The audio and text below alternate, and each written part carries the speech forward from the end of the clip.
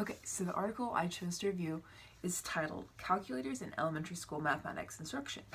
And the article begins by saying how um, it talks about the use of calculators in the workforce today. And it says that 98% of respondents that were surveyed indicated they use calculators in their jobs, whereas most students, they have access to calculators because most of us have them in our pockets, but they less than half of them actually use them in school. So the article continues on by saying that a lot of this is because the teachers who are teaching students don't know how to teach students to use calculators because they weren't taught to use calculators. So when they grew up, calculators weren't a thing, or if they were a thing, then they weren't predominantly used. And they were just expected to, rattle off the facts and figure out how to do it the old-fashioned way per se. And the article just talks about how in today's society that's just not how things work. We have access to all this technology, and so why not utilize it? And basically they continued with whether technology, like teachers are wondering whether technology should be allowed or not, and like when is too much or when is too little, and things like that, and when is it appropriate for students to utilize calculators, when is it not, and then they were confused about how to teach it, like how do we do this.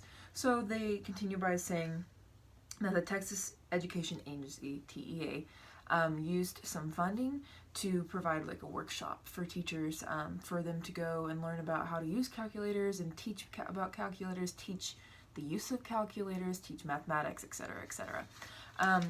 And the rest of the article is just pretty much about these 3 games that they introduced, about how to use calculators specifically related to this activity.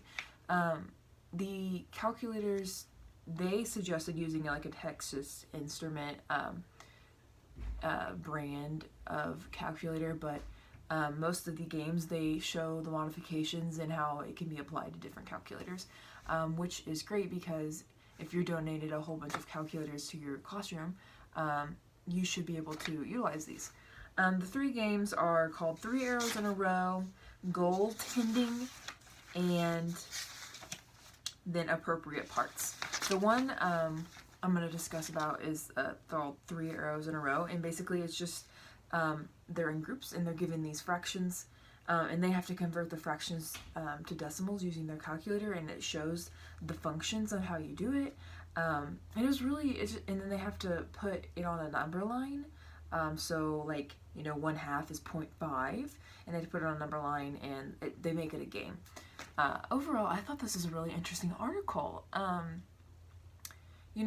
Growing up in the generation where the technology is being implemented, where I feel like it's been implemented a lot, but now like being a part of the classroom setting where all these kids are so involved in technology since birth, I think it's important that we start utilizing these calculators and different abilities and games and new resources to help our students, because they're from here on out, we're just going to gain more technology. We're not ever going to get less, if that makes sense.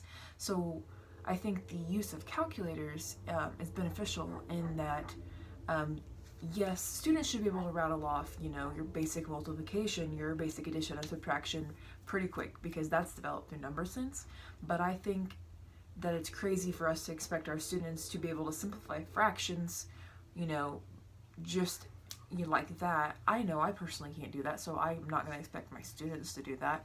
And why not teach them, okay, I know that's a little more difficult, but we're given the resources to do that pretty quickly, and let me show you how.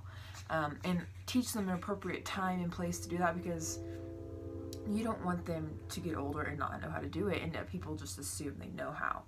So it's important to start practicing now while we can, implicate it while we can, and I think just use your common sense of when is appropriate and when is not, because our students should be able to pretty rapidly quick add 4 + 4 = 8, or 4 plus 5 equals 9, you know, things like that.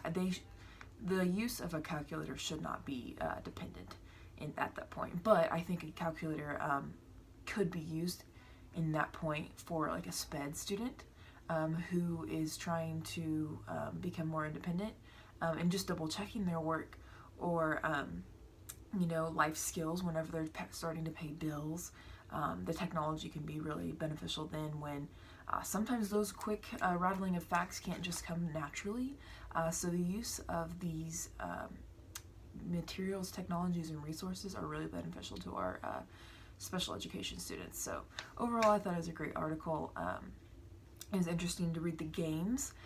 They provided some detail and worksheets about it too, which I will keep for my own reference, because like I said, it's important to start teaching these kids at a pretty young age the importance of using technology and utilizing what we have. So that's all I got.